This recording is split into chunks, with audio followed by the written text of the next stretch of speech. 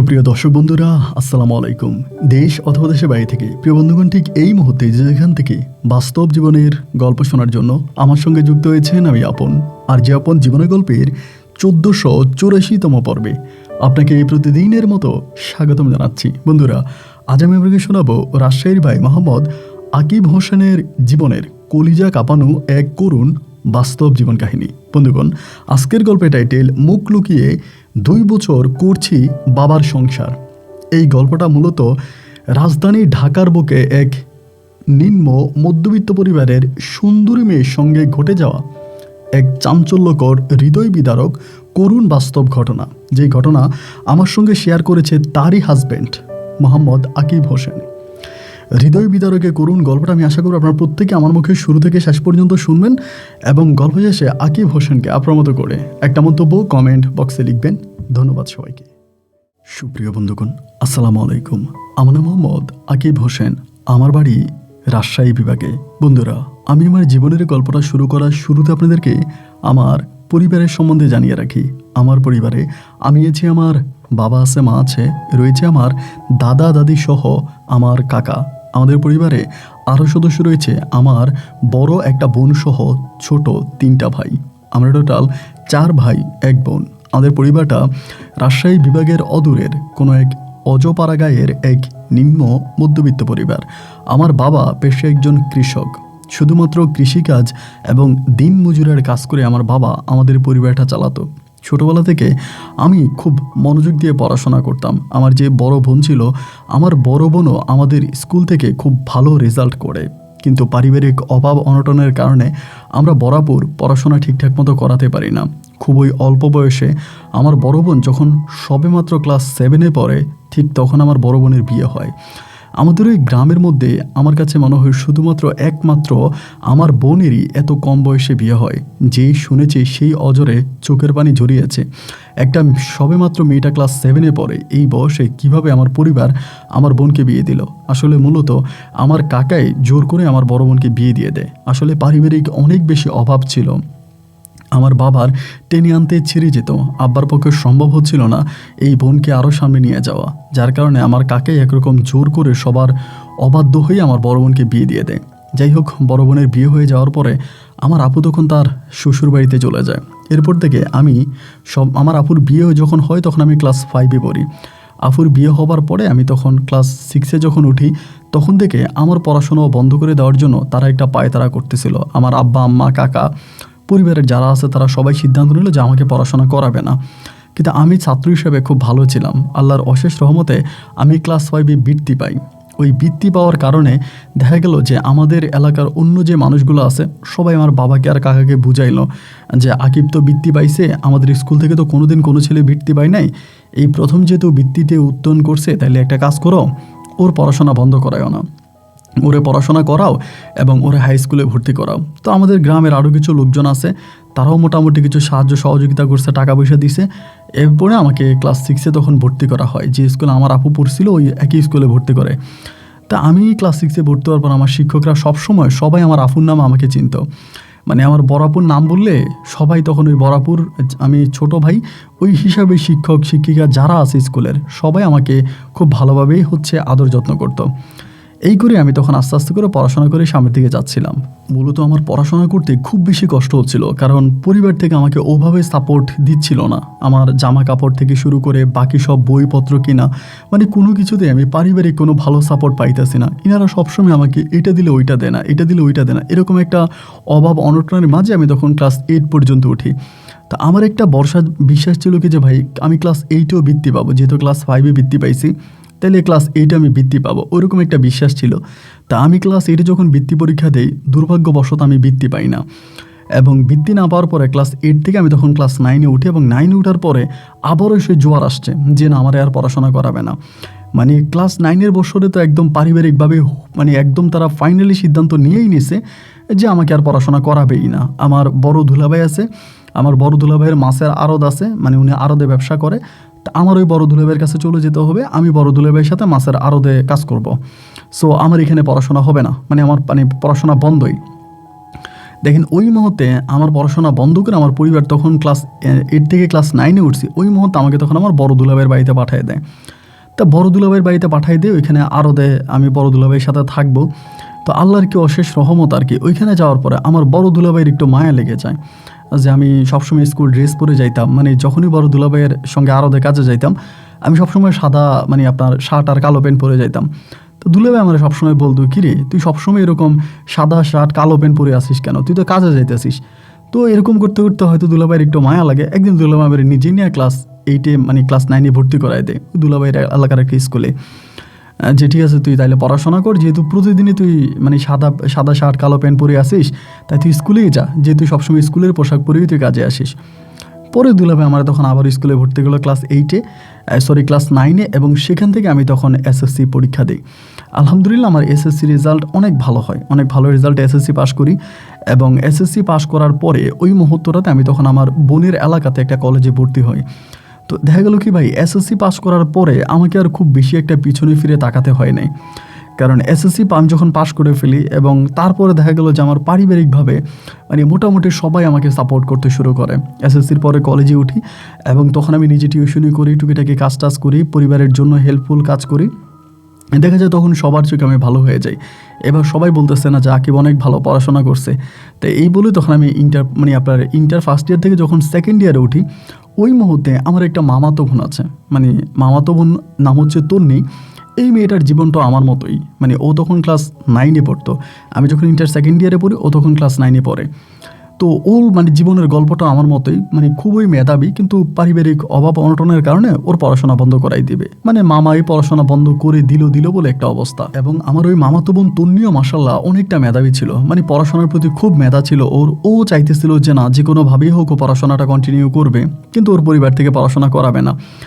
এবার আমি যখন ইন্টার সেকেন্ড ইয়ারে পড়ি, তখন থেকে আমি মামারে বলি যে মামা ঠিক আছে, ও আপাতত এসএসসি পরীক্ষাটা দেখ, আপনি এসএসসির পরে না হয় ওরা পড়াশোনা করাইন না, অ্যাটলিস্ট এসএসসি পরীক্ষাটা দিয়ে দেখ, এরপরে না হলে পড়াশোনা না করাইলে না করাবেন, এরকম করে বলতেছি।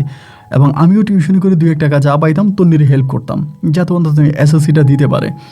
এইরকম করতে করতে একটা সময় আমি ইন্টারমিডিয়েট শেষ করে ফেলি, এবং ইন্টার শেষ হওয়ার পরেই আমি তখন চিন্তা করতেছিলাম যে আমি ঢাকার দিকে চলে যাব, কারণ রাজশাহীতে অনার্স করার চেয়ে আমার ঢাকার কোনো একটা মানে বিশ্ববিদ্যালয় থেকে অনার্স করাটা আমার জন্য খুব ভালো হবে। তো সেক্ষেত্রে আমি তখন ঢাকায় যাওয়ার প্রস্তুতি নিচ্ছিলাম, কিন্তু পারিবারিকভাবে কোনো সাপোর্ট নাই, যে আমার পরিবারের যে মানুষগুলো আছে এরা আমাকে কোনোভাবেই সাপোর্ট করে না, তাদের কাছ থেকে আমি কোনো দিক থেকেই কোনো সাপোর্ট পাই না। এরপরও চিন্তা করলাম যে ঠিক আছে আমি তাহলে চলিয়ে যাই, মানে ঢাকার দিকে যাই, ওখানে গিয়ে পড়াশোনা করি। তো সেখান থেকে আমি তখন ঢাকার অভিমুখী হয়ে গেলাম, এবং একটা পর্যায়ে আমি তখন ঢাকাতে চলে গেছি। ঢাকাতে যাওয়ার পরে একটা বিশ্ববিদ্যালয়ে ভর্তি হলাম এবং সেখানে হোস্টেলে থেকে পড়াশোনা শুরু করি।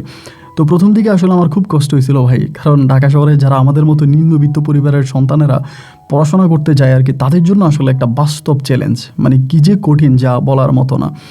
এখানে আপনাকে বিশ্ববিদ্যালয়ে যেতে হলে ভালো পোশাক আশাক পরতে হবে, এবং মেসে যদি থাকতে হয় সবার সাথে একদম ধরেন মেসের একটা মিল হলো, সবাই অন্তত মানে সপ্তাহে একদিন গরুর মাংস খাবে, অ্যান্ড আপনি তো বলতে পারবেন না যে ভাই আমি গরুর মাংস খাবো না, এখন আপনাকেও বাধ্যতামূলক খাওয়াই লাগবে, তাই খেতে হলে তো টাকা দিতে হবে।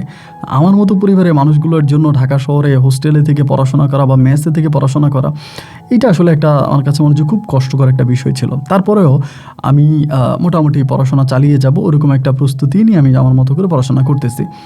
তো এই আমি অনার্স দিয়ে ভর্তি হওয়ার পরপর যেটা হলো সেটা হচ্ছে আমার ওই মামাতো বোন তন্নি তখন ইন্টারমিডিয়েট মানে এসএসসি পরীক্ষা দেয়, এবং এসএসসি পরীক্ষা দেওয়ার পরেই মামা তখন তারে বিয়ে দিয়ে দিবে, মানে কোনো কথা নাই বার্তা না, ওরে বিয়ে দিয়ে দিবে। মানে বিয়ে দেওয়ার জন্য মামা পুরা পাগল হয়ে গেছে, ও তখন কান্নাকাটি করে। আমি যখনই গ্রামে যাইতাম কান্নাকাটি করতে, যে ভাইয়া যদি ঢাকার দিকে কোনো একটা কাজ পাও, আমার কোনো একটা কাজের ব্যবস্থা করে দাও, আমি ঢাকায় চলে যাব, এবং প্রয়োজনে ঢাকায় গিয়ে আমি গার্মেন্টসে চাকরি করবো, আমি গার্মেন্টসে চাকরি করে হলেও আমি পড়াশোনা করব। আমি আমার পড়াশোনাটা কোনোভাবেই বন্ধ করতে চাই না, তুমি যে করেই পারো যেভাবেই পারো অ্যাটলিস্ট আমাকে এখান থেকে গ্রাম থেকে আমাকে নিয়ে যাও, গ্রাম থেকে আমাকে ঢাকার অভিমুখী করে ফেলো, আমি তোমার সঙ্গে থাকবো, ওখানে আমি পড়াশোনা করব। তাই একটা ছেলে যেরকম করে হুট করে গ্রাম থেকে শহরে আসছে পড়াশোনা করতেছে, একটা মেয়ের পক্ষে কিন্তু এটা সম্ভব না, কারণ মেয়েদেরকে অনেক মানে দায় মেনে নিতে হয়, অনেক দায়িত্ব একটা হয়। তা আমি বললাম যে আচ্ছা ঠিক আছে সমস্যা নাই, আমি চেষ্টা করব কিছু একটা করার জন্য। না এই দিক দিয়ে মামা আমার আর কোনো কথাই শুনবে না, মামার কথা একটা যে আমি আর কোনো কথাই শুনবো না, আমি এবার ওকে বিয়েই দিয়ে দিব, আমি এগুলা নিতে পারবোই না, আমার পক্ষে আর অসম্ভব, মামা পারবেই না। এরপর আমি ওইখানে যাওয়ার পরে একটা বাসার মধ্যে আমি 2টা ছোটো বাচ্চারা পড়াইতাম। 2টা বাচ্চা হচ্ছে যমজ বাচ্চা, এগুলো হচ্ছে আপনার ক্লাস 4-এ পড়ে, মানে আমি টিউশনই করতাম আর কি ঢাকাতে। ওনার নাম ছিল নীলুফা ম্যাডাম, মানে উনি মোটামুটি একটু পয়সাওয়ালা আছে, ওনার 2টা বাচ্চারা পড়াইতাম এবং উনি আমাকে ভালো টাকা দিত। তো এই করতে করতে একটা সময় ওনার বাসায় যাইতাম আইতাম, আর এদিক দিয়ে আমার মামাতো বোন তো জ্বালাইতো যে ভাইয়া কিছু একটা করো, কিছু একটা করো, আমি এখানে আর টিকতে পারতেছি না, থাকতে পারতেছি না, মানে এগুলো বলতো। যাক, একটা পর্যায়ে নীলুফা ম্যাডাম একদিন আমারে বলতেছে যে আরে এই আকিব, তোমাদের গ্রামের দিকে কোনো ভালো কাজের মেয়ে আছে কিনা, হঠাৎ করে বলতেছে যে তোমাদের গ্রামের দিকে কোনো ভালো কাজের মেয়ে আছে কিনা, যদি কোনো একটা ভালো কাজের মেয়ে থাকে তাহলে আমাকে একটা কাজের মেয়ের সন্তান দিও। দেখা গেল যে আমার আসলে বাসার মধ্যে কাজ করার মানুষ নেই, তো আর আমি খুব ঝামেলার মধ্যে আছি, উনি এগুলো বলতো।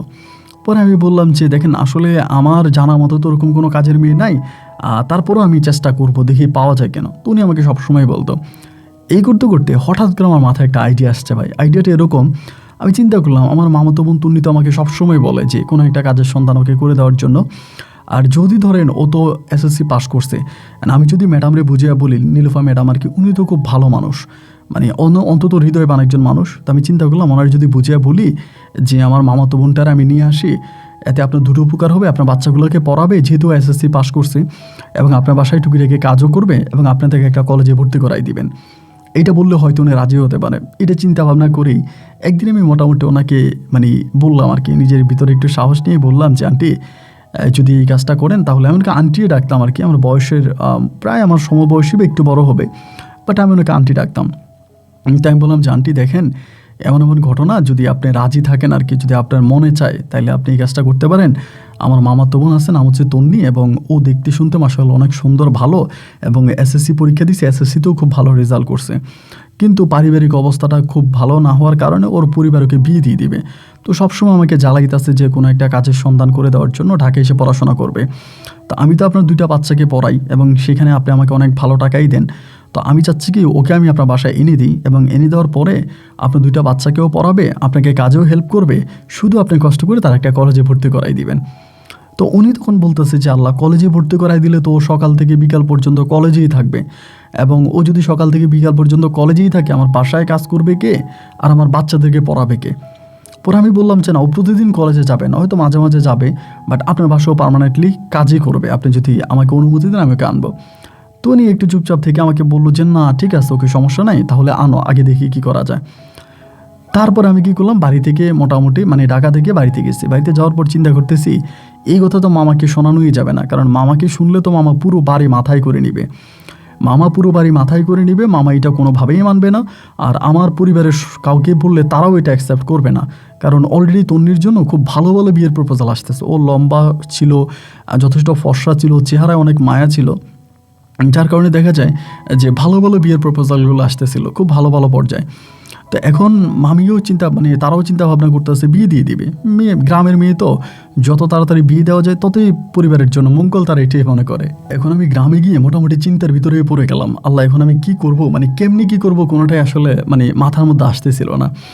অনেকক্ষণ চিন্তা ভাবনা করে ভাবলাম যে না, যাই হোক যেটাই হোক, এইভাবে তো আসলে চিন্তা ভাবনা করে লাভ নেই, আমি প্রথমত তন্নির বিষয়টা জানাই। তো আমি প্রথমে তন্নিরে বললাম যে দেখ, এই ঘটনা, এরকম একটা প্রস্তাব পাইছিলাম, এখন আমি কী করবো আমি বুঝতেছি না। ওই সাথে সাথে শুরু করছে যে ভাই আমাকে নিয়ে যান, আমি যাবো। আমি বললাম আমি তোরা কীভাবে নিয়ে যাবো, এখন মামা মামি তো এটা শুনবেও না, আর আমার পরিবারে কাউকে বলেও তো কোনো লাভ নাই না। ও কান্নাকাটি শুরু করছে, আমার পা ধরে শুরু করছে, আপনি আমাকে নিয়ে যান, আমি যাবো। এবং মেয়েটার কান্নাকাটি দেখে আমি নিজেও অনেকটা ইমোশনাল হয়ে গেলাম। পরে আমি বললাম যে আমি কালকে চলে যাবো ঢাকায়, আর কালকে রাতের বাসে আমি ঢাকায় যাবো, এখন আমি জানি না তুই যাবি কি যাবি না, আমি জানি না। ও কোনো কিছু বললো না ভাই, ওর সঙ্গে আমার কোনো কিছু কথাও হলো না, আমি রাতের বাসে ঢাকায় যাবো এটাই বললাম। তা আমাদের এলাকায় যে কাউন্টার আছে, আমাদের এলাকায় বলতে আমাদের মেন ইয়াতে যে কাউন্টার উপজেলাতে, ওইখানে আপনার বাস আসে, তো বাস যে টাইমে আসবে আর কি, আমি তার প্রায় ঘন্টাখানিক আগে কাউন্টারে পৌঁছে যাই, তার সঙ্গে আমার কিন্তু কোনো কথা হয় না। এখন কাউন্টারে গিয়ে দেখো কাউন্টারে বসে আছে, আমি তোরে দেখে অবাক, ব্যাগ ট্যাগ সব কিছু নিয়ে কাউন্টারের মধ্যে বসে আছে। আমি বললাম কি রে তন্নি, তুই কাউন্টারে বসে আছিস, কারণ কি? আমার বলতেছে ভাই আমি রেডি হয়ে চলে আসছি, আমি চলে যাব। তাই আমি বললাম তুই যে যাবি তোর আব্বা আম্মাকে কী বলে যে আব্বা আম্মাকে যা বলার তা বলে আসছি, আমি আপনার সঙ্গে চলে যাব।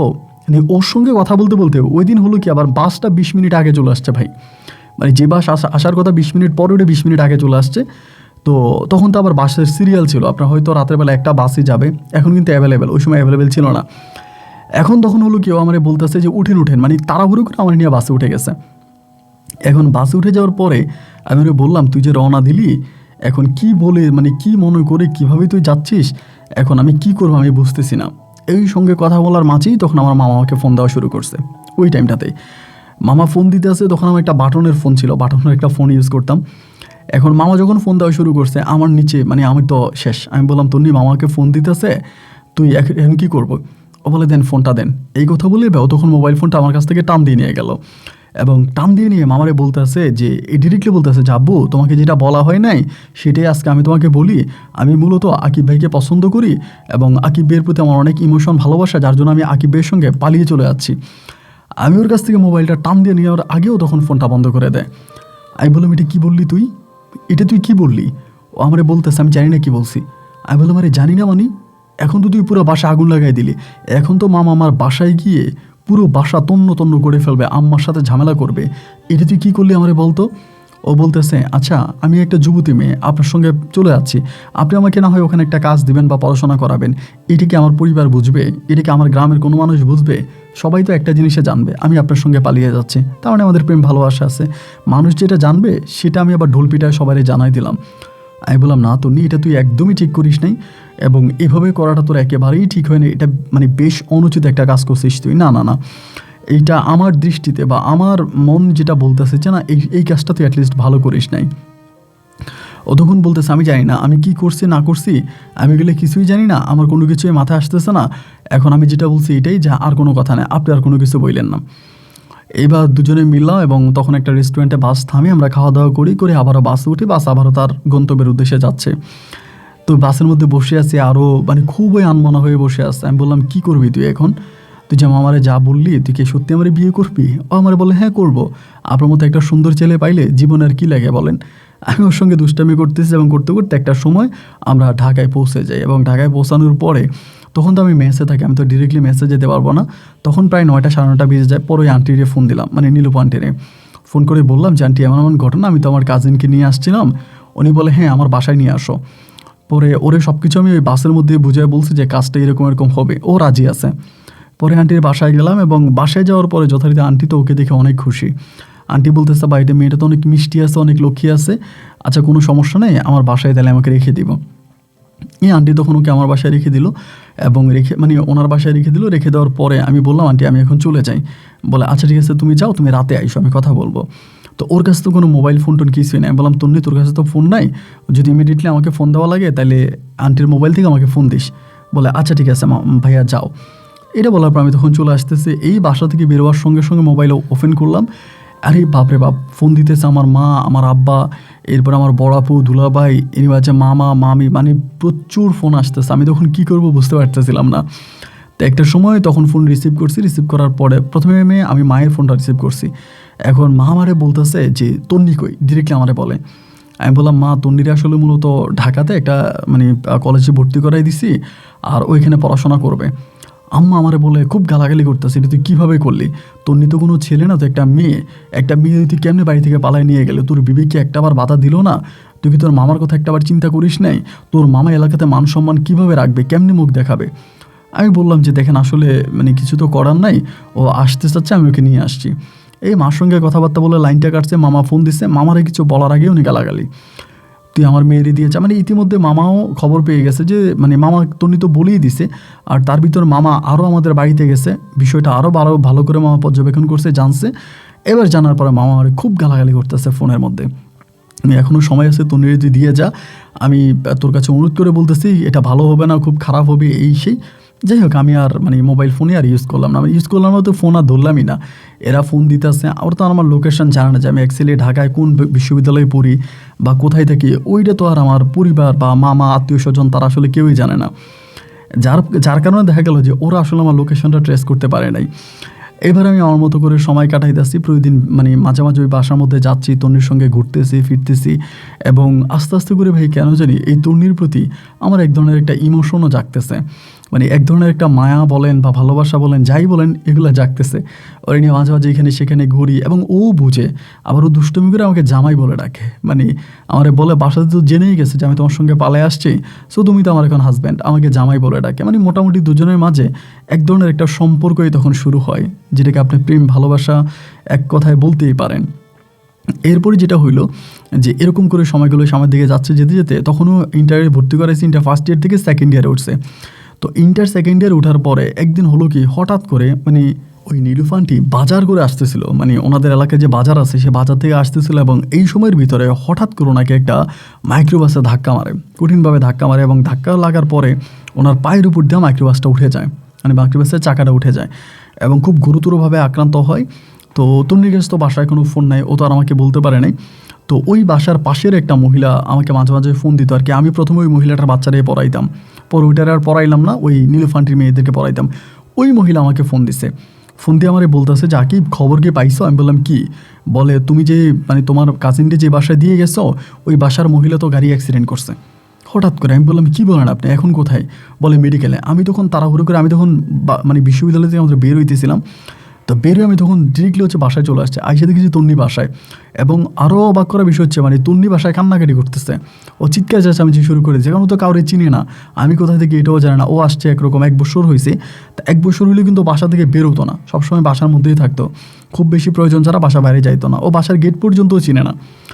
পরে আমি বললাম কোন মেডিকেলে নিয়ে গেছে, মেডিকেলের নাম জানলাম, জানার পরে আমি তখন মেডিকেলে চলে গেছি, এবং যাওয়ার পরে দেখলাম যে ওনার অবস্থা খুব গুরুতর। মানে হসপিটাল থেকে মানে ওনার পা ভেঙে যাওয়ার পরে প্রচুর রক্তক্ষরণ হয়েছে, এত রক্তক্ষরণ হয়েছে যা বলার মতো না। তো এখন এর ভিতরে আবার ওনাকে যে হসপিটালে নিয়ে গেছে, রিক্সা করে নিয়ে গেছে, রিক্সাতে একদম যেতে যেতে রক্তের স্রোত পড়ছে রাস্তার মধ্যে। এখন যাওয়ার সাথে সাথে ডাক্তার বলতেছে যে ইমিডিয়েটলি ওনার রক্ত লাগবে। তো আমাদের এখানে হচ্ছে এই রক্ত নাই, এবং এই নেগেটিভ ছিল ওনার ব্লাড গ্রুপ। তো এখন মানে এই নেগেটিভের রক্ত আমি পাচ্ছি না, নেগেটিভের ব্লাডগুলো তো এমনি পাওয়া একটু কঠিন। এরই মাঝে হঠাৎ করে আমার মাথায় আসছে যে আরে এই নেগেটিভ রক্ত তো তন্নির। এবার আমি আর দেরি করলাম না, ডিরেক্টলি হচ্ছে আবার বাসায় আসছে, এসে তন্নিরে বললাম যে তন্নি তোর ব্লাড দেওয়া লাগবে, তুই চল। তো ওর ব্লাড দিতে হবে, তো আমি ওকে নিয়ে আবারও মেডিকেলে গেলাম। মেডিকেলে যাওয়ার পরেই তখন ডাক্তার বললো যে ঠিক আছে, তাইলে ব্লাড তো পাওয়া গেছে। ওর পরীক্ষা নিরীক্ষা শেষ হলো, এবং এরপর ও ব্লাড দেওয়া শুরু করলো। তো ওই ডাক্তার যেটা বললো আর কি, যে ওর শরীরে যে পরিমাণে, তন্নি কিন্তু এমনি খুব হ্যাংলা ছিল, অনেক পাতলা ছিল, একটু রুগিলা টাইপের। তা ডাক্তার বলতেছিল যে ওনার ব্লাড দিব, আসলে ওনারই তো অবস্থা খারাপ, ওনার শরীরে তো অত ব্লাড নাইও। আমি ঠিক আছে, আপনার ব্লাড দেন, কিচ্ছু হবে না ইনশাল্লাহ, আল্লাহ ভরসা। পরে ওর ব্লাড এবং ওর শরীর থেকে ব্লাড নিয়ে তখন আন্টিকে মোটামুটিভাবে হচ্ছে সুস্থ করা হলো, এবং ওনার পা তখন প্লাস্টার করা হলো। খুব বাজে অবস্থা ছিল আর কি। ওনার হাজব্যান্ড আবার হচ্ছে লন্ডন থাকে, ওনার হাজব্যান্ড লন্ডন থাকে, আর ওনার বাপের বাড়ি হচ্ছে গিয়ে চিটগং, মানে বাপের বাড়ি চিটং, স্বামীর বাড়ি হচ্ছে ঢাকাতে। আর স্বামীর বাড়ি ঢাকাতে হলেও নেই, ওই স্বামীর বাড়িতে থাকতো না, শ্বশুর বাড়িতে থাকতো না, বাচ্চা নিয়ে উনি আলাদা একটা ফ্ল্যাটে থাকতো। ওই ফ্ল্যাটটা আবার ওনার হাজব্যান্ড ওনার নামে কিনে দিছে, আন্টির নামে কিনে দিছে, ওই ফ্ল্যাটে উনি থাকতো। যার কারণে ওনার আত্মীয় স্বজনের সঙ্গেও সম্পর্কটা খুব বেশি একটা ক্লোজ না। তো যাই হোক, এরকম করে পরে আন্টি মোটামুটি যখন সুস্থ হয়, সুস্থ হওয়ার পরে আন্টি জানতে পারে যে মানে তন্নি হচ্ছে আন্টিকে ব্লাড দিছে, এটা আন্টি জানে। এবং সেখানকার যে ডিউটিরত ডাক্তার আছে তারাও বললো যে ইমিডিয়েটলি যদি ব্লাডটা না পাওয়া যেত, আপনাকে বাঁচাতে আমার খুব কষ্ট হয়ে যেত, মানে আমাদের খুব কষ্ট হয়ে যেত। তো এই ঘটনার পরে আন্টি করলো কি, তন্নিকে মানে আন্টির তো আগের যেই বাবু আছে তাদের সঙ্গে উনি তন্নিকে ওনার মেয়ে বানায় নিল, এবং বললো যে তন্নি আমার আজ থেকে আমার মেয়ে। এবং শুধু এটাই করে নাই, উনি সুস্থ হয়ে যখন বাসায় যাওয়ার পরে ওনার আত্মীয় স্বজন যারা ছিল মোটামুটি সবাইকে ডাকলো, এবং সবাইকে ডেকে এনে উনি একদম ঘরোয়াভাবে পারিবারিকভাবে ওনার হাজব্যান্ডকে পর্যন্ত ফোন করে জানিয়ে, এবং সবাইয়ের মাধ্যমে উনি জানাইলো যে তন্নি আজকে থেকে আমার মেয়ে, আমি তাকে আমার মেয়ে হিসেবে নিলাম। এবং আন্টি পরে আমাদের পুরো বিষয়টা জানতে পারছে, যে তন্নি গ্রাম থেকে কিভাবে আসছে, বা ওর পরিবার ওকে কী মানে কী মনে করছে সব বলার পরে। এবং উনি যখন এরকম করে সবাইকে বললো যে তন্নি আজকে থেকে আমার মেয়ে। এবং সত্যি কথা বলতে গেলে কিন্তু ওই আন্টি তন্নিকে সবসময় মেয়ের মতোই দেখতো। একটা মা আর একটা মেয়ের মাঝে যে সম্পর্ক ছিল, তন্নির আর ওই আন্টির মাঝে ঠিক এরকমই সম্পর্ক। মানে উনি তন্নিরে ছাড়া কোনো কিছুই বুঝতো না, সর্বক্ষেত্রে তন্নি লাগবে। যাই হোক, এরকম করে আন্টি অসুস্থ হওয়ার প্রায় আপনার 1 থেকে 1.5 মাস পরে আঙ্কেল তখন বিদেশ থেকে চলে আসে। আঙ্কেলের নাম ছিল রাশেদ আলম, উনি বিদেশ থেকে আসে, এবং বিদেশ থেকে যেহেতু তার ওয়াইফের এরকম একটা ইনজুরি হয়েছে, উনি আসে বিদেশ থেকে, এবং এসে তার ওয়াইফকে দেখে, এবং দেখার পরে আঙ্কেলও ওভাবেই হচ্ছে তন্নিকে প্রেজেন্ট করে। আন্টি প্রেজেন্ট করার পরে আঙ্কেলকে বলে যে এটা তোমার মেয়ে, এইটা আমার বড় মেয়ে, এবং তন্নিও ওই আঙ্কেলকে বাবা বলেই সম্বোধন করে। এবং এক কথায় বলতে গেলে যে তন্নি এমন একটা অবস্থার মধ্যে চলে যায়, এমন একটা জায়গায় চলে যায়, যেটাতে যাওয়ার পর আমার কাছে মনে হলো যে সত্যি তার ভাগ্যটা আমার চেয়েও অনেক বেশি ভালো। আমার ভাগ্যটা হয়তো এত ভালো না, বাট আমার থেকেও তার ভাগ্যটা অনেক ভালো। ইনি স্টিল হচ্ছে কোটিপতি বাবা মা পেয়ে গেছে। এবং যে রাশেদ আলম যিনি, ইনি আবার লন্ডন থেকে আসার সময় তন্নির জন্য প্রচুর পরিমাণের গিফট নিয়ে আসছে, অনেক গিফট, অনেক কিছু নিয়ে আসছে তন্নির জন্য, স্পেশালি তন্নির জন্য অনেক কিছু আনছে। তো ও তখন ওই পরিবারে বসে গেল। আর এদিক দিয়ে তন্নির যে বাবা মা ছিল, আমার মামারা, আমার মামা মামি যারা আছে, তারা টোটালি তন্নির সঙ্গে সম্পর্ক ক্লোজ করে দিল, যে না এই মেয়ের সঙ্গে কোনো সম্পর্ক নাই, এবং তারা মেয়ে হিসেবে মেনেই নেয় না। তন্নি মাঝে একটা সময় কয়েকদিন হসপিটালেও ভর্তি ছিল। আমি মামিকে ফোন দিয়ে বললাম যে তন্নি হসপিটালে, ওর অবস্থা ভালো না, আপনারা চলে আসেন বা ওরে দেখে যান। মামা মামি আসে নাই। তন্নির আরও ছোটো 2টা বোন আছে। তো এখন মামা মামি মনে করতেছে যে তাদের জীবনে তন্নি মৃত, মানে তন্নিকে তারা আর কোনোভাবেই অ্যাকসেপ্ট করবে না এবং ওর কথা শুনতেও পারে না। তো মামাও আসলো না, মামিও আসলো না। ওই আন্টি তখন আর কি, এই নীলুফা আন্টি ওকে সেবা যত্ন করলো, হসপিটালে ঠিকঠাক করলো, ভালো হলো। তো এবার তো তন্নি মহা খুশি, মানে গাড়ি দিয়ে চলাফেরা করে থাকে। এবং তখন আন্টি স্পেশালি কাজের মেয়ে রাখছে বাসার জন্য, আলাদা কাজের মেয়ে রাখছে, এবং ওই বাবুদেরকে পড়ানোর জন্য আলাদা টিচার রাখছে, অন্য টিচার দিয়ে পড়াইতে আসে। তন্নি তখন বাসা ওনাদের মেয়ের মতো, আন্টির সঙ্গে একই খাটে ঘুমাইতো, একই টেবিলে খাইতো, একই গাড়ি দিয়ে চলাফেরা করতো। ওই মোটামুটি অনেকটা ভালো অবস্থানে চলে যায়। এই করতে করতে তখন ইন্টার পরীক্ষা দেয়, এবং ইন্টারমিডিয়েট পরীক্ষা দেওয়ার পরে ওখান থেকে মানে ঢাকা থেকে ইন্টার পরীক্ষা দেয়, এবং ইন্টারের রেজাল্ট আউট হলো, খুব ভালো একটা রেজাল্ট হয়েছে। রেজাল্ট হওয়ার পরে আমি তো প্রায় সবসময় যাইতাম, প্রতিদিন ওই বাসায় যাইতাম বিকালবেলা বা রাতের বেলায়, যা তন্নির সাথে আড্ডা মারতাম, আন্টির সঙ্গে আড্ডা মারতাম, বাবুদের সঙ্গে দুষ্টামি করতাম। এবং এক কথায় বলতে গেলে ঢাকা শহর ওইটা ছিল আমার একটা ফ্যামিলি, মানে ওই বাসাটা ছিল আমার একটা ফ্যামিলি বাসা। যখনই তখন মন খারাপ লাগতো, মানে যে কোনো টাইমে মন খারাপ লাগলে দৌড়ে আন্টির বাসায় চলে যেতাম। ওইখানে তন্নি আছে, সবার সাথে দুষ্টামি করতাম, ওখানে চলে যেতাম। তো যাওয়ার পরে একদিন হলো কি, আন্টি আমারে বলতেছে, আন্টি না প্রথমে তন্নি আমাকে বলতেছে যে আকিব, এমন একটা ঘটনা আছে, আন্টি তো আমাকে বলতেছে, এখন আমি তোমাকে জানাই। আমি বললাম কী ঘটনা? পরে বলতেছে, আমি তো এখান থেকে হচ্ছে ইন্টার শেষ করলাম, এবং ইন্টারের রেজাল্টও আলহামদুলিল্লাহ আমার খুব ভালো হয়েছে। এখন আন্টি এবং আঙ্কেল, মানে আমার আব্বু আম্মু, তারা সিদ্ধান্ত নিচ্ছে যে তারা আমাকে লন্ডন পাঠিয়ে দিবে, এবং সেখানে একটা ভালো ইউনিভার্সিটি থেকে আমাকে ফর্ম টানতে বলতেছে। আব্বুও বলতেছে, আমার আম্মুও বলতেছে। এখন তুমি কি বলো, আমারে বলে।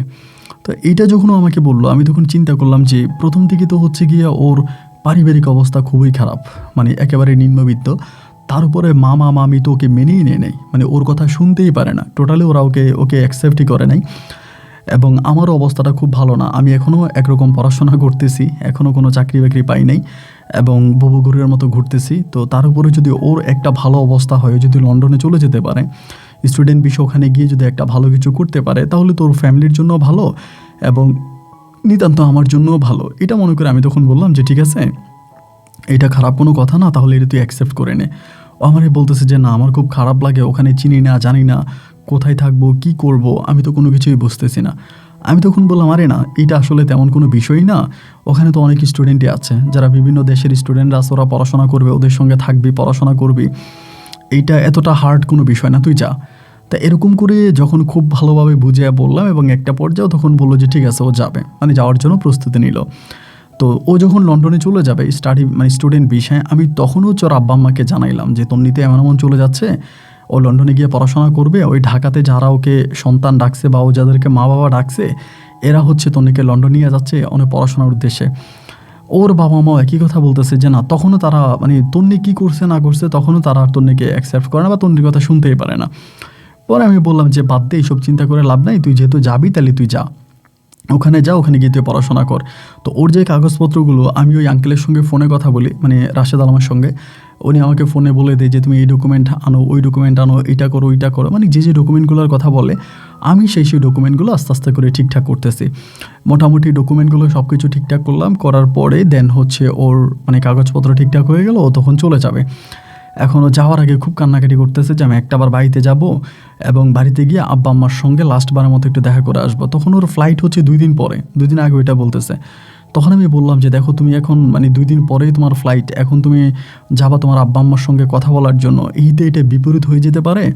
দেখা যায় তোমার আব্বা আম্মা তোমার সাথে একটা মিসবিহেভ করতে পারে, তোমাকে আটকায় ফেলতে পারে, বা তোমাকে যেতে নাও দিতে পারে। তো এরকম একটা সিন ক্রিয়েট করার দরকার নেই, এই সময়টাতে এসে তোমার আব্বা আম্মায় ঠিক হয়ে যাবে, তুমি টেনশন করো না, তুমি যাও। ও ও তখনও যাবে না, মানে কান্নাকাটি করতেছে যে আব্বু আম্মু আমাকে মানে কী মানে খুব তাদের জন্য খুব ইমোশনাল ছিল। যাই হোক আমি মোটামুটি বুঝিয়ে শুনিয়ে সব কিছু ঠিকঠাক করে আমি তখন ওকে এই লন্ডনে পাঠিয়ে দিলাম। পাসপোর্ট ভিসা সব কিছু ঠিকঠাক হলো এবং একটা পর্যায়েও তখন চলে গেছে। এবং আমার মামা মামি খুবই মানে হার্ড মাইন্ডের মানুষ ছিল। কোনোভাবেই তাদের মেয়েকে তারা কোনোভাবেই অ্যাকসেপ্ট করবেই না, তাদের কথা হচ্ছে এটা। এবং আমার সঙ্গেও কথা বলে না। আমি যদি বাড়িতে যেতাম কখনো দেখা হইতো, মামা কিন্তু জানতো সব, পরে জানতে পারছে যে আমি মূলত তন্নিকে ঢাকায় আনছি পড়াশোনা করানোর জন্য। এটা উনি জানতে পারছে। জানতে পারার পরও উনি আমার সঙ্গে কথা বলে না এবং মামা বাড়ি কেউই আর আমার সঙ্গে কোনো কথাই বলে না, তাদের সঙ্গে আমার কোনো সম্পর্কই নেই। তো যাই হোক এরপরে তন্নি চলে গেল এবং যাওয়ার পরে প্রথম দিকটাতে মোটামুটি খুব ভালো ছিল। অলওয়েজ ফোন টোন দিতেও, কথাবার্তা বলতো, খুব প্রাণবন্ত ছিল, মানে মোটামুটি অনেকটা প্রাণবন্ত। অলওয়েজ আমাকে বলতো যে আমি ভালো আছি, আমি ঠিক আছি, তুমি আমাকে নিয়ে টেনশন করো না, এবং আমার পড়াশোনা ঠিকঠাক মতো চলতেছে, ভার্সিটিতে ভর্তি হয়েছি, এটা সেটা বলতো। এরকম করে প্রায় 4 থেকে 5 মান্থের মতো কেটে গেল। 4 and 5 মান্থের মতো কেটে যাওয়ার পরে আমি আস্তে আস্তে করে তার ভিতরে কেমন জানি একটা অন্যরকম চিন্তা ভাবনা দেখতে পাচ্ছিলাম। মানে কেমন জানি, মানে অলওয়েজ একটা চিন্তার মধ্যে থাকে, মানে সবসময় একটা টেনশনের মধ্যে থাকে। এবং আমার সঙ্গে যখনই কথা বলে, যে টাইমটাতে কথা বলে, অলওয়েজ তার ভিতরে আমি কেমন জানি এক ধরনের একটা মানে ভিন্ন রকম টেনশন দেখতে পাই।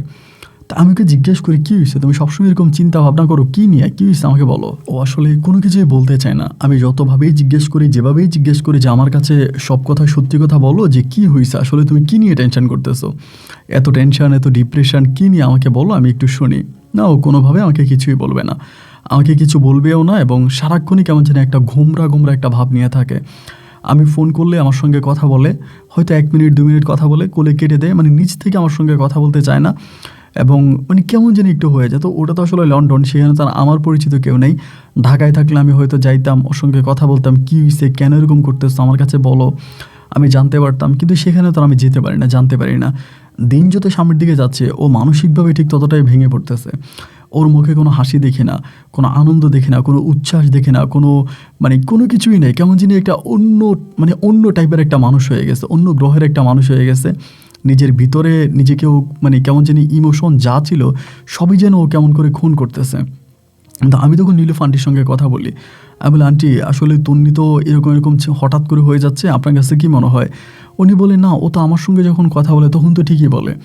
আমার সঙ্গে যখন ও কথা বলে প্রচুর হাসে, দুষ্টুমি করে, আমাকে লন্ডনের বাসায়ও কথা বলে, এটা ওইটা দেখে আমাকে, এবং আমার সঙ্গে তো খুবই প্রাণবন্ত। আমি তো আসলে মানে ঠিক বুঝতেছি না। কিন্তু ও যে লন্ডনে যায়, এখানে টিউশন ফি থেকে শুরু করে কিন্তু একটা মোটা অঙ্কের টাকার প্রয়োজন হয়, কিন্তু অনেক টাকা লাগে। এবং সেই সম্পূর্ণ টাকাটা কিন্তু আন্টি এবং আঙ্কেল, মানে ওর যে বাবা মা আছে, মিস্টার রাশেদ আলম এবং তার ওয়াইফ নীলুফা, তারাই কিন্তু দেয়। সম্পূর্ণ টাকাটা কিন্তু তারাই দেয় এবং তাদের টাকায় কিন্তু লন্ডনে যায়। তো এরপরে আমি জিজ্ঞেস করি যে না, ও যখন আমার সঙ্গে কথা বলে তখনও আমার সঙ্গে এরকম করে। তো আন্টি আবার দুষ্টামি করে বলে যে দেখো, লন্ডন গিয়ে অন্য কোনো বাঙালি ছেলের প্রেমে পড়ছে কিনা, কোনো বাঙালি ছেলের প্রেমে পড়ে গেল কি না, এটা একটু খোঁজখবর নিয়ে দেখো। আমার তো মনে হয় যে কোনো বাঙালি ছেলের প্রেমে পড়ছে। আমি তখন বললাম যে আসলে আমি তো নিজেও বুঝতেছি না যে কী হইতেছে, আমার নিজের মাথায় আসতেছে না। আন্টি তখন বললো যে না, আচ্ছা সমস্যা নয়, তুমি টেনশন করো না, দেখি আমি কথা বলে ওর সঙ্গে, দেখি সব কিছু ঠিক হয়ে যাবে। আন্টিও কথা বলে এবং কথা বলার পরেও না, আসলে কোনো কিছু ঠিক হয় না। এভাবে প্রায় 1 বছরের মতো কেটে যায়। এবং 1 বছর কেটে যাওয়ার পরে আমি আর ওর অবহেলাগুলো নিতে পারতেছিলাম না। মানে মানসিকভাবে তখন খুব মানে খারাপ লাগতেছিল যে এটা কেন করবে। তা আমার তখন আবার অনার্স ফাইনাল পরীক্ষা, আমি নিজেও খুব ডিপ্রেশনে ছিলাম। তখন আমি ওরা বলতেছি, তুমি একটা কাজ করো, তোমার লন্ডনে থাকার দরকার নাই, তুমি চলে আসো। এরকম করেই বলতেছিলাম যে তোমার লন্ডনে থাকার দরকার নেই, তুমি চলে আসো। বলে আমি যাবো না। কেন যাবো না? ও বলতেছে আমি আসছি গ্র্যাজুয়েশন করার জন্য, আমার গ্র্যাজুয়েশন শেষ হলেই পরে আমি অন্য চিন্তা করব। আপাতত গ্র্যাজুয়েশন শেষ হওয়া পর্যন্ত আমি আদার্স কোনো কিছু চিন্তা করতে চাই না। আমি তখন বললাম যে না তন্নি, তুমি কী বলতেছো? তুমি তো গেলা হচ্ছে সব কিছুই ঠিক ছিল, তুমি অনেক প্রাণবন্ত ছিল, অনেকটাই ভালো ছিল, কিন্তু হঠাৎ করে এমন কি হয়ে গেল যার কারণে তুমি এরকমটা হয়ে যাচ্ছ? দিন যত সামনের দিকে যাচ্ছে তুমি ঠিক ততটা এরকম করতেছো, মানে কেন এরকমটা করতেছো? ও আর আমাকে কোনো কিছু বুঝতে দেয় না, মানে কোনো কিছু বলেও না, ও আসবেও না। তখন আমি মানে প্রচুর পাগলামি শুরু করি। পাগলামি করলাম কি, যেমন হাত কাটতে শুরু করি। এবং মানে আমি অনেক বড় হয়ে গেছি, অ্যাডাল্ট হয়ে গেছি, এরপরও আমি আসলে মানে বাচ্চাদের মতো করতে শুরু করতাম। আমাকে ফোন দিয়ে কান্নাকাটি করতাম, তন্নি আমি আর নিতে পারতেছি না, আমার খুব খারাপ লাগতেছে, তুমি আমাকে এভাবে ইগনোর করো না, আমার এগুলো ভালো লাগে না। মানে যতই বলি না কেন জানি ওর ভিতরে আমি কোনো কিছু আর ফিরে পাই না। এবং ওকে আমি এরকমভাবেও হুমকি দিই যে আমি বিয়ে করে ফেলবো। আমি বিয়ে করে ফেলবো, তুমি যদি না আসো, আমি এগুলো ওরে বলি। ও আমাকে বলে বিয়ে করে ফেলো, তোমার বিয়ে করতে হচ্ছিলে বিয়ে করে ফেলো। মানে তারপরও সে বলে না যে আমি চলে আসবো কিংবা আমি আসতেছি, এগুলো আমার কোনোভাবেই বলে না। তো একটা পর্যায়ে হলো কি, মানে এভাবে প্রায় 2 ইয়ার্সের মতো কেটে গেল, 2 বছরের মতো কেটে গেল। 2 থেকে 2.5 বছর যখন মাথায় গেল, 2.5 বছরের মাথায় তখনও কিন্তু আমি ঢাকাতেই পড়ে আছি। আমার পড়াশোনা শেষ, চাকরি বাকরির জন্য অ্যাপ্লাই করতেছি, একটা প্রাইভেট কোম্পানিতে চাকরিও করি। তো 2.5 বছর যখন ও লন্ডনে ছিল, 2.5 বছরের মাথায় ও যে আন্টি ছিল, আন্টি তখন আমাকে কেন জানি বলতেছে যে একটা কাজ করো আকিব, যত দ্রুত পারো তুন্নিকে দেশে নিয়ে আসো। আমি বললাম যে হঠাৎ করে আপনি তো এতদিন এই কথা বলেন নাই, বা এগুলো বললেও আপনি কেমন জানি একটু অন্য মনস্ক ছিলেন, এখন আপনি হঠাৎ করে নিজেই বলতেছেন যে তন্নিকে দেশে নিয়ে আনার জন্য। মানে ঘটনা কি, তন্নি কি কোনো ওই দেশে খারাপ কিছু করছে? বলেন না, তন্নিকে দেশে নিয়ে আসো, তা না হলে মেয়েটা মারা যাবে। তা আমি বললাম এমন কি কথা বলতেছেন যে ও মারা যাবে? কেন মারা যাবে? পরে বলতেছে তা তো জানি না, ও মারা যেতে পারে তুমি যদি ওকে না নিয়ে আসো, ওকে যত দ্রুত পারো তুমি নিয়ে আসো। তো এরপর আমি করলাম কি যে তখন প্রায় 2.5 বছরও চলে গেছে। 2.5 বছর পরে আমি চিন্তা করলাম যে কীভাবে ওকে আনা যায়। মানে ওকে তো আর আমি তো জোর করে আনতে পারবো না, ও তো ওই দেশে, আমি এই দেশে। তখন আমি তার একটা অপশন দিলাম যে হয় তুমি 3 দিনের মধ্যে দেশে আসবা, নাহলে 3 দিন পরে তুমি আমার মরা মুখ দেখবা, আমি সুইসাইড করবো। এরকমভাবে তাকে একটা থ্রেট দিলাম, একটা ধমক দিলাম যে হয় তুমি আসবা, নাহলে আমি সুইসাইড করবো। এবং আমিও কিন্তু ভাই তখন একেবারে লাস্ট স্টেপে চলে গেছিলাম। আমিও এই জিনিসগুলো ক্যারি করে বেড়াইতে পারতেছিলাম না। একে তো বয়স হয়ে গেছে, পরিবার থেকে আমি খুব বিচ্ছিন্ন হয়ে গেলাম। আমার ছোটো ভাইটাই তারাও বিয়ে শাদী করে ফেলছে, আমি বিয়ে শাদী করি নাই। তার মধ্যে সে আসতেছে না, সে এরকম করতেছে, সব দিক থেকে আমি তখন একটা চাপে পড়ে গেছি। তখন আমি একরকম বাধ্য হয়ে ওকে আমি ফোর্সটা করি যে হয় তুমি আসবা, নাহলে আমি সুইসাইড করবো। এরকম করে চাপ দেওয়ার পরে ও তখন আমার বলতেছে যে ঠিক আছে আমি আসতে পারি, তবে আমার একটা শর্ত আছে। আমাকে বলতেছে আমার একটা শর্ত আছে, যদি এই শর্ত মানো তাহলে আমি আসবো। আমি বললাম ঠিক আছে, তোমার শর্ত আমি মানতে রাজি আছি, কি এমন শর্ত আমাকে বলো, আমি আসবো। ও বলে আমার শর্ত হচ্ছে এইটা, আমি দেশে আসবো কিন্তু আমি তোমাকে বিয়ে করতে পারবো না। এমনি আমি তোমাকে বিয়ে করতে পারবো না। আমি তখন বললাম তুমি আমাকে বিয়ে করবে না? বলে না, আমি দেশে আসবো বাট আমি তোমাকে বিয়ে করতে পারবো না। এবং আচ্ছা ঠিক আছে, কোনো প্রবলেম নাই, তুমি যদি আমাকে বিয়ে না করো এটাও তোমার ইচ্ছা, তুমি আগে দেশে আসো, এবং দেশে আসার পরে বাকি চিন্তা করা যাবে, আগে দেশে আসো। তো এগুলো বলার পর ও তখন বলে ঠিক আছে তাহলে আমি দেশে আসার জন্য প্রস্তুতি নিচ্ছি, আমাকে এটা বললো। এবং ইতিমধ্যেও তখন দেশে চলে আসবে। আমি তখন ভাই খুবই এক্সাইটেড, ও দেশে আসবে, আমার জন্য তো তখন একটা ঈদের মতো একটা বিষয়। ও দেশে আসবে, আমি এত বছর পর ওকে দেখবো, আমি খুবই এক্সাইটেড ছিলাম। এবং এয়ারপোর্টে গেলাম, এয়ারপোর্ট যাওয়ার পর আমাদের তো আর কেউই নাই, আমার আব্বা মা আমার সঙ্গে ভালো না, মামারা তো নাই, আমি আর তন্নি আমরা ছাড়া আর কেউই নেই। তো নীলুফান্টি যাওয়ার কথা ছিল এয়ারপোর্টে, কিন্তু উনি গেল না, আমি একাই গেলাম। এবং যাওয়ার পরে ওই এয়ারপোর্ট, মানে ও যখন গেট থেকে বেরোয়ার পরে ওর মুখের দিকে তাকানো যাচ্ছে না ভাই, মুখটা একদম কালো হয়ে আছে, এবং দেখে মনে হয় যে ও পুরো পৃথিবীটা ওর অন্ধকার। আমি আসছি, আমাকে জাস্ট একটাবার বললো কেমন আছো, হ্যাঁ ভালো আছি, তুমি কেমন আছো? ও আর কোনো রিপ্লাই করে না। তো ভাবলাম হয়তো ওর মন টন খারাপ, বাসায় নিয়ে গেলে হয়তো সব ঠিক হয়ে যাবে। এটা বলার পরে তখন আমি ওকে গাড়িতে উঠালাম। গাড়িতে উঠানোর পরে আমি ওই যে নীলুফান্টির যে বাসা আছে ওই বাসা নিয়ে গেছি। এবং বাসায় নিয়ে যাওয়ার পরে তো আমি চিন্তা করতেছি যে রাতের বেলায় কথা বলবো, যেহেতু দুপুরে আসছে আর দিনটা একটু রেস্ট করো, রাতে কথা বলবো। 10টার দিকে আমি ওর সঙ্গে কথা বলার জন্য গেলাম। এবং যাওয়ার পরে ও তখন আমার বলতেছে যে আমার শরীরটা ভালো লাগতেছে না, আমি কালকে কথা বলবো তোমার সঙ্গে, আমি এখন ঘুমাবো, মানে কথা বলতে চায় না। তো আমি রাতটা কাটাই দিলাম যে ঠিক আছে, রাতটা দেখি যে সকালে কি বলে। এবং সকালে যখন আবার কথা বলতে গেলাম, ওর যে আমি কথা বলি এই কথাগুলো ওর কানেই ঢুকে না। আমি যে ওকে বলতেছি যে তন্নি তুমি কি হয়েছে, কেন এরকম করতেছো, তুমি যা আসছো, এবং মানে ওরে যেই কথাগুলো বলি না, এই কথাগুলোর ওর কোনো গুরুত্বই দেয় না। আমি ওর সঙ্গে কথা বলি, ও মনে হয় যেন অন্য একটা মনস্ক, মানে আমার কথার মধ্যে ওর কোনো মনোযোগ নেই, আমার কথা শোনেও না। এভাবে কয়েকটা দিন কেটে যাওয়ার পরে ও হঠাৎ করে আমাকে বলতেছে আমি চলে যাব। হঠাৎ করে আমি বললাম চলে যাবা মানে কোথায় চলে যাবা? ও বলে লন্ডনে। আর কেন চলে যাবা? ও বলে তুমি বসছো পাগলামি করছো, আমি তো তোমাকে দেখতে আসছি, তোমার সঙ্গে তো দেখা হলো, দেন আমি এখন চলে যাব। তুই কেন চলে যাবা? কারণ কি? তুমি আমাকে বিয়ে করবা না? ও বলে না, তোমার সঙ্গে তো আমার আগেরই কথা হয়েছে, আমি লন্ডন যখন ছিলাম তখনই তো আমি তোমাকে জানাই দিয়েছি যে আমি বাংলাদেশে যাব, আই হ্যাভ অপশন, আমি তোমাকে বিয়ে করবো না, আমি শর্ত দিয়ে আসছি। তো এই শর্তে তুমি মানছো বলে আমি দেশে আসছি, তো আমি এখন বিয়ে করতে পারবো না। আমি তখন বললাম যে বিয়ে কেন করতে পারবা না? এই বলে তখন আমি একটু খেপে গেলাম, খেপে গিয়ে দরজা আটকাই দিছি ওই আন্টির বাসার মধ্যেই। মানে আমার কথা হচ্ছে আমি দিন প্রচুর সিন ক্রিয়েট করবো, ও কেন এরকমটা করতেছে আমি ওর ভিতর থেকে ওইটা বের করে ছাড়বো যে তুমি কেন বিয়ে করবা না, মানে এর কারণটাকে আমি প্রচুর পরিমাণে সিন ক্রিয়েট করবো। এবং ওকে দেখে মনে হচ্ছে খুবই অসুস্থ, মানে আমি ওকে বলি ডাক্তার দেখাও, হসপিটালে নিয়ে যায়, ও ডাক্তারও দেখাবে না, হসপিটালেও যাবে না, এক অন্যরকম অবস্থার মধ্যে ও তখন। আমি বললাম আমার কাছে বলো তুমি কেন বিয়ে করবে না। এরকম করে যখন ধমকাধমকি করতেছি, একটা পর্যায়ে ও হঠাৎ করে আমাকে বলতেছে আমি কেন বিয়ে করব, আমি তো বিয়ে করছি। আমি বললাম মানে বিয়ে করছো মানে? ও বলো হ্যাঁ আমি ম্যারিড। আমি তখন বললাম এটা কি বলতেছো, তুমি ম্যারিড মানে তুমি কাকে বিয়ে করছো?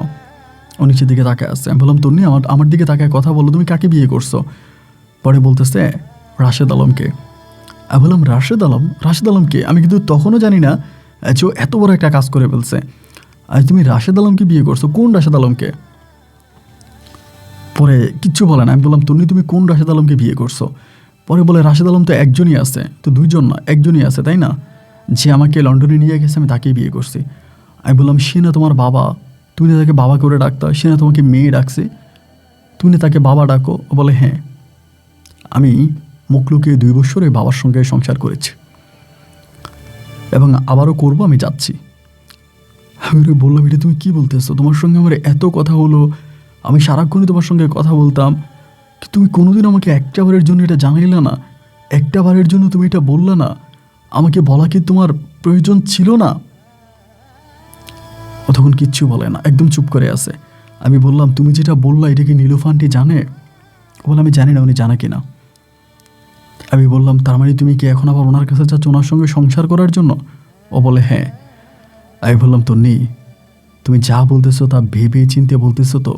আমাকে বলে আমি যা বলতেছি সম্পূর্ণ ভেবে চিন্তে বলতেছি, আমি চলে যাবো, আমি ওনার সঙ্গে সংসার করব, তুমি মেহেরবানি করে আমাকে আটকায়ও না।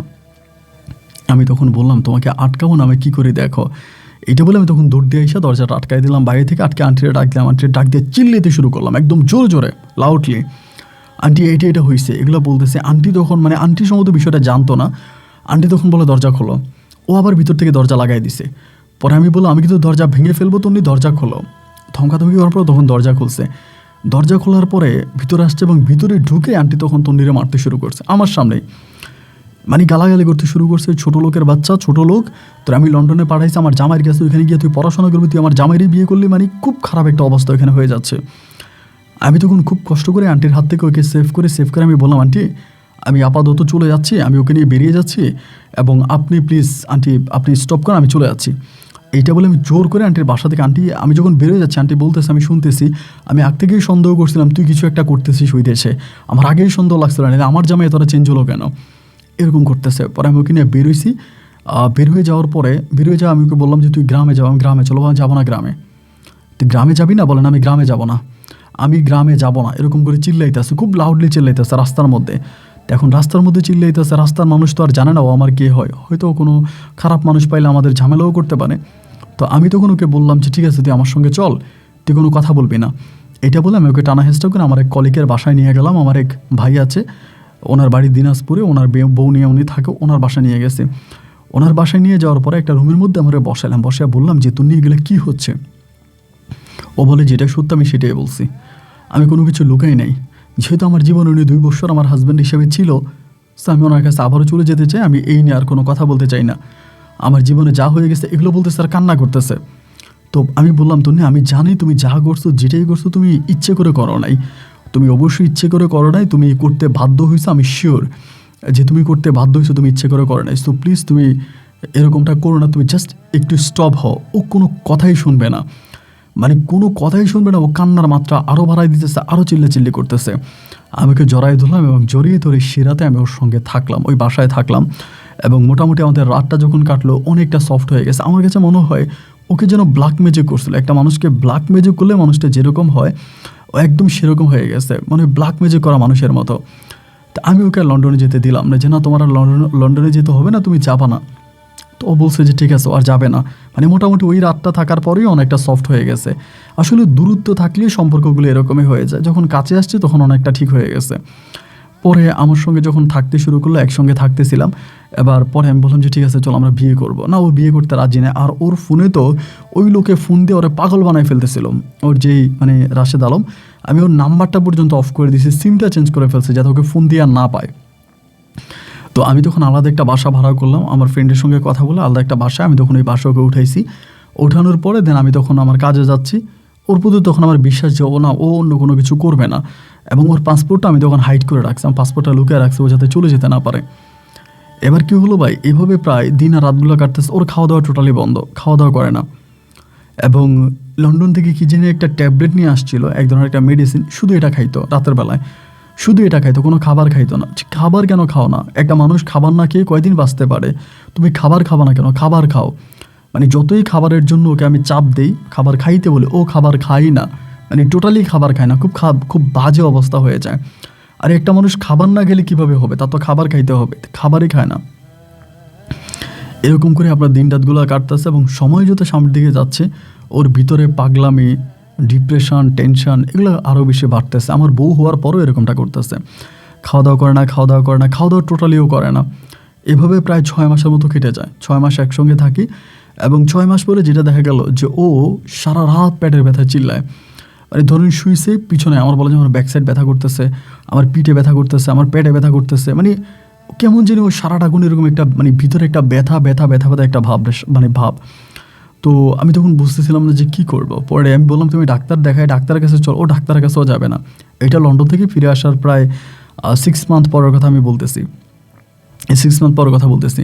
তাই আমি বললাম যে তুমি চলে আসো, বা আমি তোমার ডাক্তার দেখাই, এসে যাবে না। পরে একদিন জোর করে ডাক্তারের কাছে নিয়ে গেছি, ডাক্তারের কাছে খুবই জোর করে নিয়ে গেলাম। এবং জোর করে নিয়ে যাওয়ার পরেই আমি সে ডাক্তারের সঙ্গে কথা বললাম। কথা বলার পরে যখন তার রিপোর্ট বেরিয়ে আসলো, ডাক্তার যখন রিপোর্ট দিল, এবং রিপোর্ট দেওয়ার পর আমি যেটা দেখলাম যে ওর 2টা কিডনি ড্যামেজ, মানে ওর যে 2টা কিডনি আছে, 2টো কিডনি ড্যামেজ। আমার মাথায় তখন আসমানটা ভেঙে পড়ছে। আমি এই রিপোর্টের কথাও ওকে প্রথমে বলি নাই। আমি ভাবতাম যে হয়তো এটাও জানে না, বা আমি এটা মনে করতাম যে হয়তো এটা জানে না। এবং এরপর যেটা জানতে পারলাম যে ডাক্তার বলতেছে এটা বহুদিন ধরে ওর এই সমস্যাটা, মানে বহুদিন ধরে সমস্যাটা। তখনই আমি ওকে বললাম যে তোমার যে এরকম একটা সমস্যা, এটা কি তুমি জানতা না? ও বলে জানি তো। তা আমি বললাম যদি জানো তুমি চিকিৎসা কেন করো না? ও বলে আমি চিকিৎসা করতে চাই না। আমি বললাম তো নিয়ে এটা তুমি কী বলো, তুমি চিকিৎসা করবা না, কেন করবা না? ও বলতেছে আমি মরতে চাই। আমি বললাম দেখো এই ধরনের পাগলামের কোনো মানে হয় না, তুমি লন্ডনে ব্যাক করো, আমার যা হবার তা হয়েছে, বা যেটা হবে সেটা হয়েছে, সব কিছু বাদ দাও, এবং সব কিছুর জন্য আমি সরি, আমার তরফ থেকে অনেক সরি। তুমি লন্ডনে ব্যাক করো, তুমি লন্ডনে চলে যাও, এবং সেখানে গিয়ে অ্যাটলিস্ট তুমি তোমার কিডনি ট্রান্সফারের ব্যবস্থা করো, কিডনি ঠিক করো। আমার তোমার প্রয়োজন নাই, তুমি বেঁচে থাকো, আমি তোমার বেঁচে থাকাটা চাই, আমি তোমার সঙ্গে থাকতে চাই না, তোমার ভালো থাকাটা চাই। ও তখন আমারে বলতেছে যে আমি জানি না আমি কোথায় ভালো থাকবো। মানে এক কথায় বলতে গেলে ভাই, ও লন্ডন থেকে আসার পরে কেমন জানি হয়ে গেছে, ওর ভিতরে কোনো মানসিকতা বলতে নাই, ও এমনি একেবারে অন্যরকম একটা মানুষও হয়ে গেছে। ওর ভিতরে কোনো ইমোশন নাই, কোনো আবেগ নাই, কোনো প্রেম নাই, কোনো ভালোবাসা নাই। মনে হতো যেন ও রোবটের মতো একটা মানুষ, মানে পুতুলের মতো একটা মানুষও হয়ে গেছে। আমি সিরিয়াসলি বুঝতাম না, মানে সিরিয়াসলি বুঝতে পারতেছিলাম না যে ওর ভিতরে আসলে কী চলতেছে, ও কেন এরকমটা করতেছে। এবার আমি কিডনি ট্রান্সফারের জন্য যখন ডক্টরের সঙ্গে কথা বলি, তখন যে পরিমাণের অ্যামাউন্ট তারা আমাকে বলে, ওইটা আমার পক্ষে কোনো অবস্থায় সম্ভব না। এত টাকা দিয়ে তার কিডনি ট্রান্সফার করা, এটা তো ভাই আমি পারবো না, কারণ আমার পরিবার ওরকম কোনো সাপোর্ট নাই, আমি তেমন কোনো চাকরিও করি না। আর যে আন্টি আছে নীলুফ আন্টি, উনি তো ওর কথা এখন শুনতেই পারে না। কিন্তু ওনার যে হাজব্যান্ড আছে রাশেদ আলম, সে আমাকে বারবার ফোন করে বলে তাকে পাঠিয়ে দেওয়ার জন্য। এবং আমি তাকে পরিশেষে ফোনের মাধ্যমে জানালাম যে আপনি কি এটা জানতেন যে ওর তো এই অবস্থা? ও তখন আমাকে বলতেছে যে আমি জানতাম যে ও একটু অসুস্থ, বাট ওর যে 2টো কিডনি ড্যামেজ, এইটা আসলে আমি জানতাম না। আচ্ছা বাই দ্য ওয়ে, যা হবার তা হয়েছে, ওকে তুমি পাঠিয়ে দাও, আমি লন্ডনে যদি ও আসে আমি ওর ট্রিটমেন্ট করবো, আমি ওকে সুস্থ করবো। তো আমি বললাম তুমি চলে যাও, তুমি ওখানে যাও, ওই দেশে যাও, এবং গিয়ে অ্যাটলিস্ট তুমি তোমার চিকিৎসাটা করো, তুমি বেঁচে থাকো। আমার না হও, আমার এতে কোনো দুঃখ নাই, বাট তুমি বেঁচে থাকো। না, ও যাবেই না। ও আমাকে বলে তুমি তো আমাকে যেতেই দাও না, এখন আমি যাবোই না। আমি যতভাবেই তারে বলি, যেভাবেই তারে বলি, তার হাতে পায়ে ধরে বলি, তাকে মানে এরকমভাবে ফোর্স করি তুমি না গেলে আমি এটা করবো, তার সামনে আমি হাত কাটি, বাট সে জানি কেন রোবোটিকের মতো হয়ে যায়, মানে পুরোই রোবট। আমি বললাম যে আমি হাত কাটে ফেলবো, আমি হাত কাটতে যাইতেছি, আমি হাত কাটবো, তারপরে ওর ভিতরে কোনো ইমোশন নাই, ও যাবেই না। ওর কথা হচ্ছে যেহেতু চলে আসছে, ও এরকম একটা মানুষ, যেখানে বসায় দিয়েছেন এখানে বসে আছে, খাওয়াই দিয়েছেন খাইছে, নিজের যে খিদা লাগছে ও খাবার খাবে, এটাও কারো কাছে বলে না। তো আমি তো একটা পুরুষ মানুষ, ধরেন চাকরি করি, সবসময় বাইরে থাকি, এবং বাসায় আসার পর দিয়ে কোনো রান্নাবান্না নাই, কোনো কিছু, আমি নিজের মতো করে রান্নাবান্না করি, নিজের মতো করে ওকে খাওয়াই। এখন লন্ডনে 2 বছর ওর সঙ্গে কী হয়েছে, কেনই বা ও এরকম স্তব্ধ হয়ে গেল, এর কোনো বিষয়টা কিন্তু আমি এখনও ক্লিয়ার বুঝতে পারিনি। শুধু আমাকে একটা কথাই বলে, আমি বিয়ে করছি, আমি রাশেদ আলমকে বিয়ে করছি। আমি ওনাকে অনেকবার জিজ্ঞেস করলাম যে তন্নির মাঝে হঠাৎ এরকম চেঞ্জেবলটা আসার কারণ কি, এতটা চেঞ্জ কেন হয়ে গেল? আপনি আমাকে বলেন। বাট তিনি আমার কাছে আসলে ওই খোলাখুলিভাবে সোজা সাপটা করে কোনো কথা বলতে চায় না বা বলেও না। যাই হোক, এরপরে আমি চিন্তা করলাম যে না, এভাবে তো আর কাটতে পারে না, এভাবে তো আর চলতে পারে না। এটার একটা মানে ভালো ব্যবস্থা আমার করতেই হবে। আমি যতই টাকা পয়সার ম্যানেজের ব্যবস্থা করতে হবে, টাকা পয়সা পাইতেছি না। এলাকাতে টাকা খুব মানে বাড়িতে টাকার জন্য কথাবার্তা বলতেছি, আমার পরিবার থেকেও এত টাকা আমাকে দেওয়া সম্ভব না। এবং আমি কোনো দিকেই টাকার কোনো ম্যানেজ আমি করতেই পারতেছি না। কোথাও আমি টাকার কোনো লাইনে পাই না। এবং সর্বশেষ টাকার লাইন না পাওয়ার পর আমি সিদ্ধান্ত নিলাম যে আমি নীলফান্টির কাছে একবারের জন্য যাব। কারণ নীলফান্টির তো কোনো ক্ষতিও করে নাই, মানে ওনার তো কোনো ক্ষতি করে নাই। অ্যাটলিস্ট আমি ওনার কাছে একটাবার যাব, গিয়ে ওনার কাছে আমি টাকা চাইবো, দেখি উনি আমাকে টাকাটা দেয় কিনা। তো ওনার কাছে টাকা চাওয়ার জন্য গেলাম, এবং যাওয়ার পরে একইভাবে উনি আমাকে রিফিউজ করলো যে না, উনি টাকা দিবে না, এবং উনি তো অন্যের কথা শুনতেই পারে না। বলে মেয়েটা একটা বেয়াদব, ও লন্ডনে গিয়ে আমার হাজব্যান্ডের মাথা খারাপ করে দিয়েছে, আমার হাজব্যান্ড এখন চেঞ্জ হয়ে গেছে, আমি ওর কোনো কথাই শুনবো না, ও মরে যাক। মানে উনিও কোনো টাকা পয়সা দিবে না।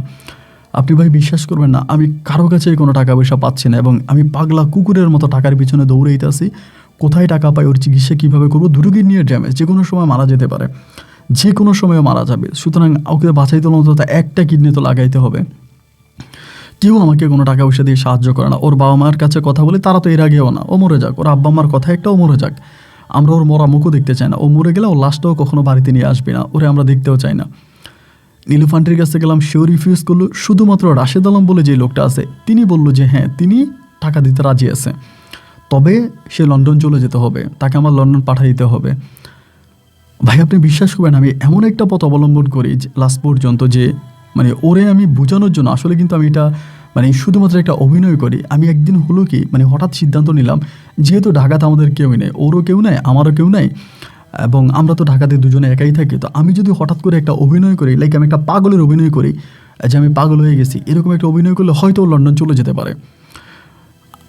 আপনি বিশ্বাস করবেন না, আমি হঠাৎ করে রাতের বেলা হাসতে শুরু করি। আমি কিন্তু সুস্থ ভালো মানুষ, হাসতে শুরু করি, মানে ওকে বোঝাচ্ছে আমি পাগল হয়ে গেছি। আমি পাগল হয়ে মাথার চুল টানি, ওর সামনে আমার জামা কাপড় ছিঁড়ে ফেলি, এবং মানে পাগলামি করতেছে ঘরের মধ্যে, মানে যে রুমে থাকতেছে ওই রুমে বাড়িওয়ালা আসছে, আশেপাশের ফ্ল্যাটের মানুষরা আসছে, এসে দেখতেছে ও এরকম, আমি এরকম, মানে দুজনেই পাগল।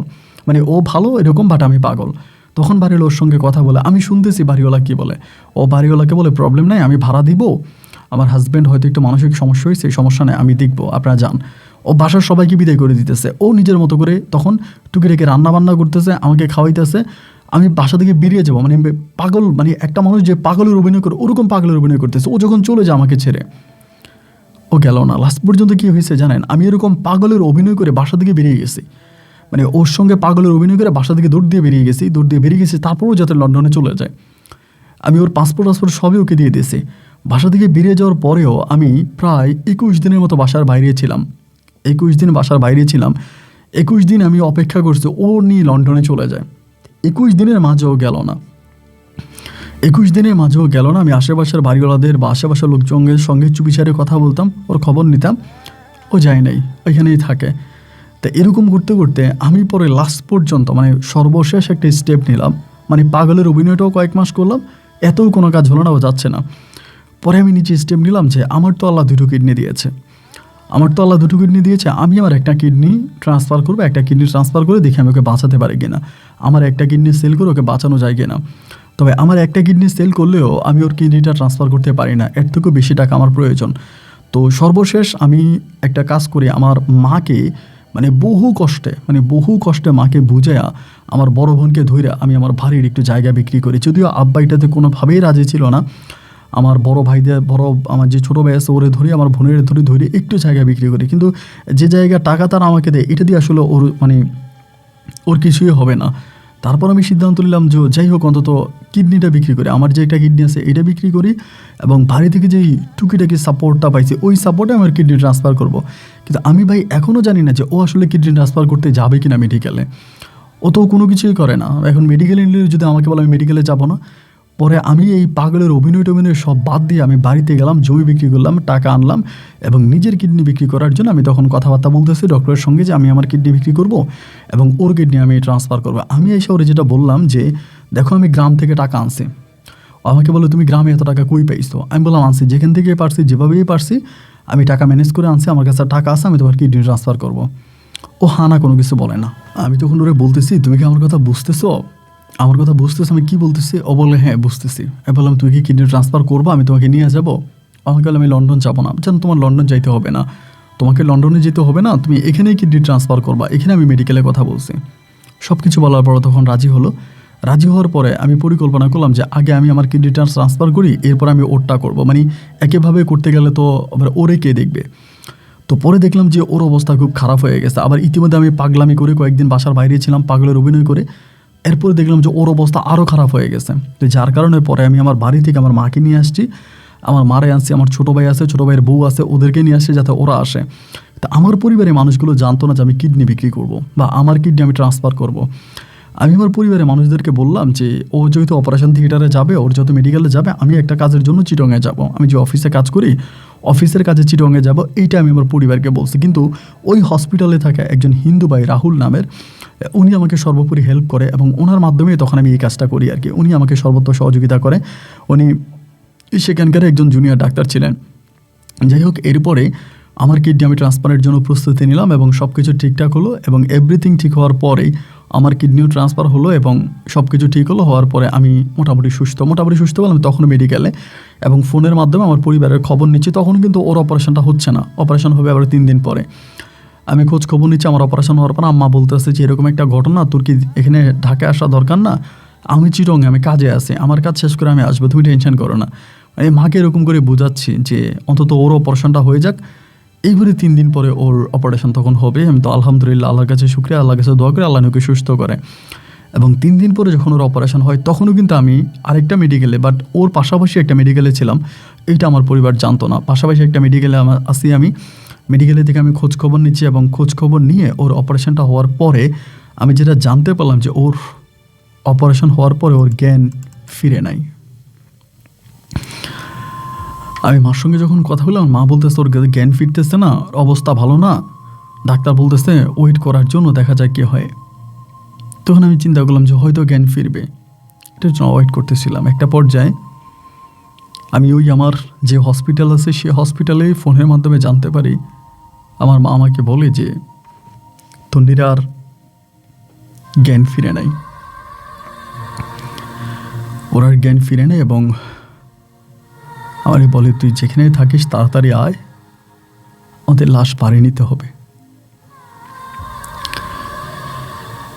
একটা মানুষের অপারেশন হওয়ার পরে তার অবস্থা তো বুঝতে পারেন। সেখানকার যে ডাক্তার ছিল তারা একরকম আমাকে খাটতে করতে দিচ্ছে না, যে আপনি তো এখনও মানে মাত্র অপারেশন হয়েছে, আপনি তো হাঁটতেই পারবেন না, আপনার তো হাঁটাই নিষেধ, কয়েকদিন পর আপনি সেলাই কাটতে হবে। আমি হসপিটাল থেকে বেরিয়ে গেছি, মানে একরকম বেল্ট পরা অবস্থা হসপিটাল থেকে বেরিয়ে গেছি। এরকমভাবে ডাক্তারদের সাথে চিড়াচিড়ি করে আমি বেরিয়ে গেছি। বাড়িতে আসার পরে, এখানে আসার পরে ওর লাশ দেখলাম। ওর লাশ নিয়ে অ্যাম্বুলেন্সে করে আমরা রাজশাহীর উদ্দেশ্যে রওনা দিলাম। ভাই আপনি হয়তো বিশ্বাস করবেন না, রাজশাহী তো লাশটা নিয়ে যাওয়ার পরে ওর মা, ওর বাবা, ওর বোনগুলা, ওর গ্রামের প্রতিটা মানুষ চিৎকার করে কাঁদছে ওর অ্যাম্বুলেন্সের কাছে এসে। ওর বাবা ওর কবর থেকে আসে না, ওর বাবা ওর কবরে চিৎকার করে কান্না করতেছে প্রতিটা মানুষের চোখের পানি দেখে। তখন আমার মনে হলো, হায়রে দুনিয়া, জিন্দা থাকতে নিন্দা করো, মরে গেলে ভালোবাসো। আমার তন্নি চলে গেল। আজও সেই তন্নির কবরের মাঝে মাঝে বসে হাত তুলে আল্লাহর কাছে ফরিয়াদ জানাই, আল্লাহ যেন ওকে পরপারে ভালো রাখে। জীবন থেকে বহু বৎসর কেটে গেল, আজ অব্দি পর্যন্ত আর বিয়ের পিড়িতে বসি নাই। এখন একটা প্রাইভেট কোম্পানিতে চাকরি করে ঢাকাতে, ভাই বোনেরা সবাই বিয়ে করছে, সবার বাচ্চা কাচ্চা হয়েছে, সবার ফ্যামিলি হয়েছে, ওদের বাচ্চা কাচ্চারাও বড় হয়ে গেছে। কিন্তু আমি আর বিয়ে করলাম না। আমার বাবাও মারা গেল, মাও মারা গেল। আমি জানি না তন্নির সঙ্গে 2 বছর লন্ডনে কি হয়েছিল, কেন তন্নি মানুষরূপী একটা পাথর হয়ে ফিরে আসলো। আমাদের এলাকার বা আশেপাশের আপনার মাধ্যমে যারা গল্প শোনে, তারাও যেন তাদের মেয়ে সন্তানদেরকে বিদেশ পাঠাতে হলে উচ্চ শিক্ষার জন্য বিদেশ পাঠাতে হলে অন্তত আমার গল্পটা একটাবার শুনে চিন্তা করে তারপরে পাঠায়। আমার কাছে যেটা মনে হয়, তন্নি হয়তো তার ভিতরের কথাগুলো আমাকে বলেনি। ওর ভিতরে এমন কিছু কথা ছিল যেগুলো ও কখনোই কারো কাছে শেয়ার করেনি। লন্ডনে ওর সঙ্গে যা হয়েছে তা কোনো কিছু আমি জানি না। তার মৃত্যুর পরে তার ওই একাকিত্বতা দেখে আমার কাছে মনে হচ্ছিল যে হ্যাঁ, সত্যিও লন্ডনে খুব কষ্টে ছিলাম। আমি আপনার গল্প সবসময় শুনি, সেখান থেকে আমি আমার কথাগুলো লিখলাম। যদি পারেন আপনি আমার গল্পটা রেকর্ড করবেন। ভালো থাকবেন। আসসালামু আলাইকুম।